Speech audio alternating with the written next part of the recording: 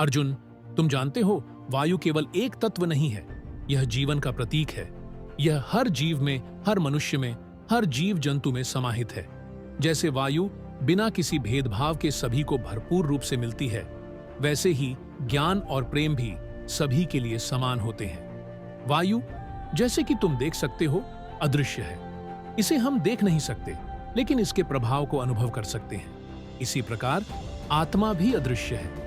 इसे देखना संभव नहीं, लेकिन यह हमारे जीवन का सार है।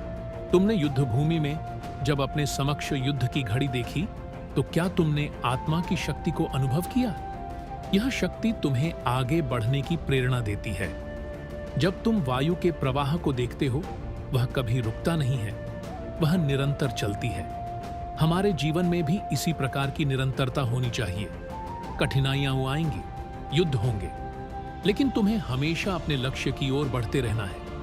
जैसे वायु हमेशा ऊपर की ओर बढ़ती है, तुम भी अपने भीतर के लक्ष्य को पहचानो और उसे पाने के लिए संघर्ष करो। अर्जुन, वायु की तरह तुम भी स्वतंत्र हो। तुम्हारे पास विकल्प हैं, निर्णय लेने की शक्ति है। अगर तुम वायु की तरह हल्के और निर्बाध रहोगे, तो तुम्हारी ऊर्जा का प्रवाह अनंत हो जाएगा।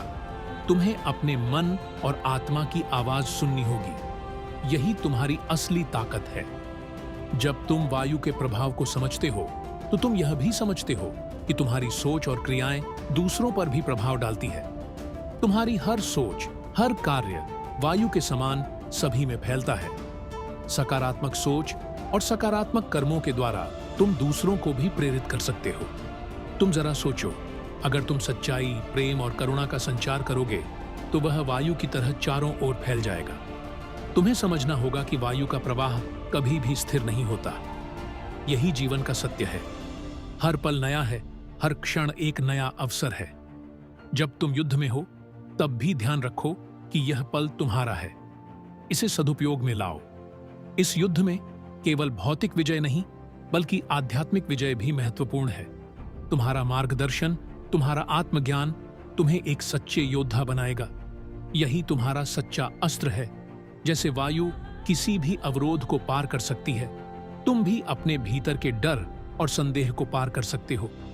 याद रखो अर्जुन, तुम्हारी आत्मा वायु की तरह शाश्वत है। यह कभी समाप्त नहीं होती।